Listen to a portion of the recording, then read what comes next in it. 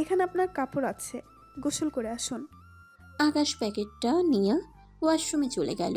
তার মাথায় অনেক চিন্তা ঘুরপাক খাচ্ছে, এই জন্য সে দরজা লাগাতে ভুলে যায়। জান্নাত বিছানায় বসে মাথায় হাত দিয়ে দেখছে। না, কিছু হয়নি, তবে ওনাকে মারামারি করতে দেখে মনে হয়েছে সে এই লাইনে প্রফেশনাল কেউ। ওয়াশরুমের দিকে তাকিয়ে এগুলো ভাবছে, তখন দেখে রুমের দরজা খোলা, তাই জান্নাত এগিয়ে যায় বন্ধ করতে। জান্নাত দরজা বন্ধ করতে গিয়ে দেখে আকাশ মুখে পানি দিচ্ছে। জিম করা ধবধবে সাদা বডি বের করা, এবং সে আরো অবাক হয় আকাশের শরীরের বিভিন্ন জায়গায় ট্যাটু করা, হাতে, বুকে, পেটে, পিঠে। জান্নাত অবাক হয়ে আকাশকে দেখছে। হঠাৎ আকাশের চোখ যায়, সে দেখে জান্নাত দরজার কাছে দাঁড়িয়ে আছে। সে একবার জান্নাতের দিকে তাকায়, একবার নিজের দিকে। আকাশ তাড়াতাড়ি করে তোয়ালে জড়িয়ে নেয় শরীরে, কিন্তু আকাশ যখন জান্নাতের দিকে ফিরেছিল তখন আকাশের বুকে যে মাইশার নাম খোদাই করা দেখেছে। কেন জানি এই মাইশার নাম শুনলে জান্নাতের মনে অজানায় কষ্ট হয়। জান্নাত জানে না এমন হয় কেন, তার কে এই মাইশা যার জন্য আকাশ তার নাম নিজের বুকে লিখে রেখেছে। কিছুক্ষণ পর আকাশ বের হয়ে আসলো, কালো রঙের টি শার্ট আর তার একটা জিন্স প্যান্ট। কিন্তু টি শার্টের হাতা খাটো হওয়ায় আকাশের হাতের ট্যাটু বের হয়ে গেছে। বেশ মানিয়েছে। জান্নাত যেন আকাশকে চোখ দিয়ে গিলে খাচ্ছে আজ। সবসময় যাকে হ্যাবলা ক্যাবলা কান্তের মতো লাগতো, আজ তাকে অন্যরকম দেখাচ্ছে। আকাশ জান্নাতের সামনে গিয়ে বলল, আমি এটা পরে বাইরে যেতে পারবো না। কেন পারবেন না? ঠিকই তো আছে, আর অনেক সুন্দর লাগছে আপনাকে এমনভাবে। আকাশের দিকে তাকিয়ে জান্নাত বলল। আকাশ জান্নাতের এমন কথায় অবাক হয়, বলে, না মানে সবাই এগুলো দেখে কি বলবে? আকাশ হাতে ট্যাটু দেখিয়ে। আচ্ছা, আপনার শরীরে ট্যাটু করা কেন? আকাশ একটু হেসে বলল, ট্যাটু? এটা তো শুধু ট্যাটু। আপনি যদি আমার অতীত সম্পর্কে জানেন তাহলে তো এটা তো এমনিতেই ওই আর কি শখের বশে। আপনি প্লিজ কিছু করুন, আর বিকালে কিন্তু চলে যাব আমরা। জান্নাত আর আকাশ কথা বলছে তখন ফৌজিয়া রুমে নক না করেই ঢুকে গেল। কি ডিস্টার্ব করলাম নাকি তোমাদের? আরে না আপু, কোনো সমস্যা নাই। আকাশ, তুমি ট্যাটুগুলো উঠাওনি এখনো? জানো না মুসলিমদের জন্য এটা হারাম? আকাশ ফৌজিয়ার কথায় তার গেঞ্জিটা টানছে, যে জায়গা দিয়ে ট্যাটুগুলো দেখা যাচ্ছে। না তুলবো তো কয়েকদিনের মধ্যেই। 1 মিনিট আপু, তুমি কি করে জানো অশরীরে ট্যাটু ছিল? জান্নাত ভ্রুকুচকে বলল। ফৌজিয়া একটু হেসে বলল, শুধু আমি, পুরো কলেজ জানতো এই কথা। আর তুমি এভাবে নিচে যাবা না, মেহমানরা কি বলবে? কিন্তু আপু আমার তো কিছু আনি নাই তাহলে। হ্যাঁ, আনবাই বা কী করে? যে বউ পেয়েছে তা তোমার বউ কি কিছু গুছিয়ে আনেনি? আপু কি বললা? Come again. না, আমি আর কি বলবো, তুমি ওয়েট করো, আমি কিছু করছি। বলে চলে গেল ফৌজিয়া। আকাশ জান্নাতের কাছে গিয়ে বসলো। আপনি ঠিক আছেন তো? জান্নাত মাথা নাড়িয়ে বলল, হ্যাঁ। আচ্ছা, কারা ছিল ওরা? আর কেন আপনাকে মারতে এসেছিল? ওরা হচ্ছে, জানি না কারা ওরা। বউ শব্দটা শুনে জান্নাতের মনে কেমন প্রশান্তির বাতাস বয়ে গেল। আকাশ বুঝতে পারেনি সে কি বলে ফেলেছে। কিছুক্ষণ পর ফৌজিয়া আকাশকে একটা কালো শার্ট দিল। আকাশ সেটা গায়ে জড়িয়ে নিয়ে নিচে নামলো। জান্নাত মাত্র গোসল করে আয়নার সামনে বসে আছে।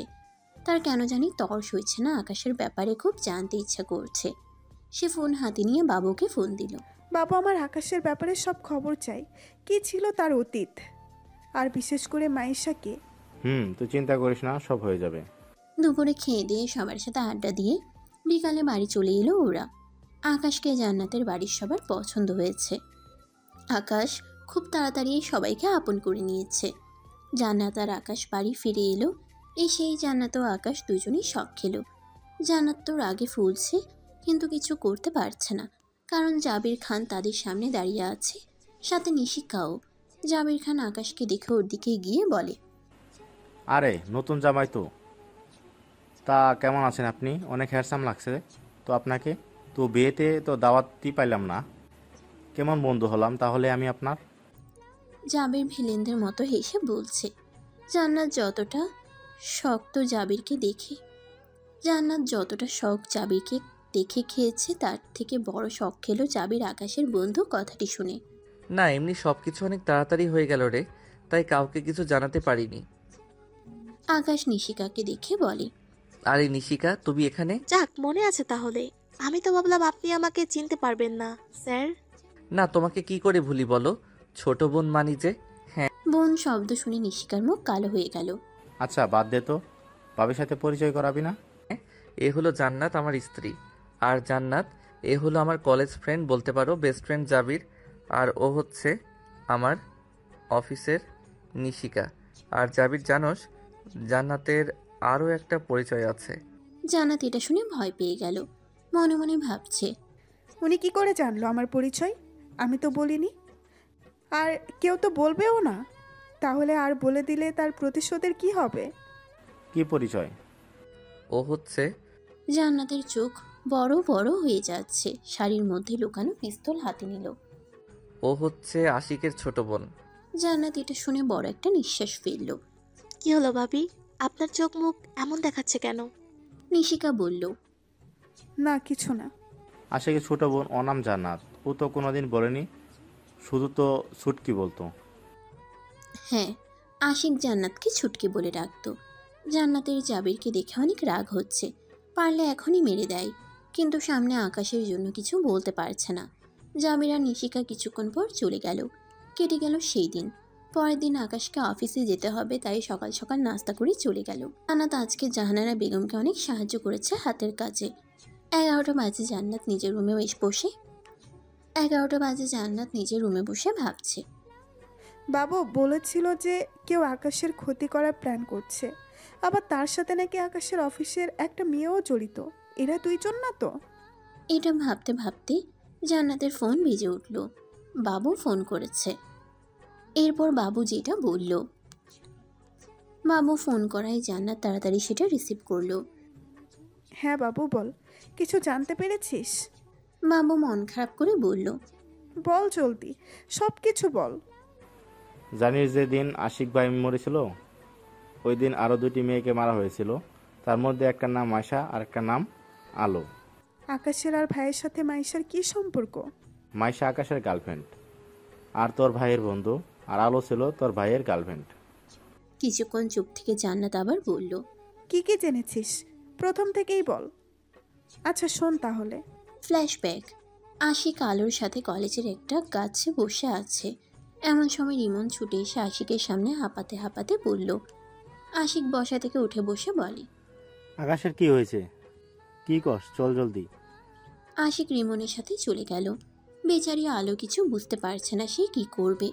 মুখ কালো করে আশিকের পিছে গেল। সামনে একটা ছেলে 4টা ছেলেকে খেলাচ্ছে, আর সবাই সেটা দাঁড়িয়ে দেখছে। ভিড়ের মধ্য থেকে একটা ছেলে বলল। তখন ছেলেটা ওই ছেলেটার দিকে তাকালো। হ্যাঁ, এটা আকাশ। একটা সাদা শার্ট, নিচে কালো একটা গেঞ্জি পরা, চুলগুলো স্টাইল করা, মুখে খোঁচা খোঁচা দাড়ি, সব মিলিয়ে যেন হিরোকেও হার মানাবে। আকাশ ছেলেটার দিকে তাকিয়ে মাথা নাড়ালো। যেই না মারবে ঠিক তক্ষুনি আকাশ, আবার থাম বলছি। পেছন থেকে কেউ বলল, হ্যাঁ, এটা আশিক। আকাশ না মেরে সেখানেই থেমে যায় আর বলে, নাও, হয়ে গেল। সবার উদ্দেশ্যে বলে, এখন সবাই যাও, শু শেষ হয়ে গেছে। কলেজে এই একটাই ব্যক্তি যার কথা আকাশ সবসময় মানে। কি হচ্ছে সব? আর তুই ওদের মারছিলি কেন? কি করবো বল, হাত চুলকাচ্ছিল যে। আকাশ মনে মনে এটা বললেও মুখে বলে, না মানে ওরা মেয়েদের জ্বালাচ্ছিল যে, তাই আর কি, হি হি হি। দাঁত কেলাবি না, আমার সামনে বলে দিলাম। তোর হাত থেকে তো রক্ত পড়ছে। আশিক এটা বলার সাথে সাথে একটা মেয়ে ছুটে আসলো। মেয়েটা আকাশের সামনে এসে পিঠ ঘুরিয়ে দাঁড়িয়ে তার ব্যাগ থেকে পানি স্যাবলুম তুলে বের করে দিল আশিকের হাতে। আকাশ মেয়েটির চেহারা দেখতে পারছে না। ওই কে তুমি? কড়া গলায় বলল আকাশ। মেয়েটি আস্তে করে আকাশের দিকে ফিরল। দাঁত কেলাচ্ছে মেয়েটা। মেয়েটা দেখতে অনেক সুন্দর, দুধে আলতা গায়ের রং, ডান গালে একটা তিল। দেখে মনে হচ্ছে মানুষরূপী কোনো পরী। তখন জাবির ছুটতে ছুটতে আসলো। কি হয়েছে? শুনলাম তুই মারামারি করছিস। আরে কি মাইশা, তুমি এখানে? হ্যাঁ, ওই মেয়েটি হলো মাইশা। না মানে ভাইয়া কি করব বলেন, আমাদেরও আঘাত পেয়েছে, আর আমি থাকবো না? মাইশার এমন কথা শুনে সবার মুখ বন্ধ হয়ে গেছে, যেন সবাই পজ হয়ে গেছে। আকাশ মাথা ঝাঁকিয়ে বলল, এদিকে ফিরে বলছি, এটাকে আমার সামনে থেকে সরা। এটা বলার পরে জাবির আর রিমন মাইশার 2 হাত ধরে উঁচু করে নিয়ে যাচ্ছে। মাইশা পা লাফালাফি করছে, কিন্তু মাটি থেকে অনেক উঁচুতে তার পা। মাইশা বলে, ছেড়ে দে তোরা, হয়তো জানিস না আমি কে। মাইশা চোখ বড় বড় করে বলল, কিন্তু জাবির আর রিমনের কোনো রিয়্যাক্ট নেই। আকাশ ভাই কিন্তু আমার বয়ফ্রেন্ড, তাই প্লিজ আমাকে নিচে নামিয়ে দিন। আমার তো পা আছে, আমি হেঁটে চলে যাব। তাও নিচে নামাচ্ছে না। এবার মাইশা কিউট ফেস বানিয়ে বলল, ওই আমি তোমাদের হবু ভাবি হই, তাই নামিয়ে দাও না প্লিজ।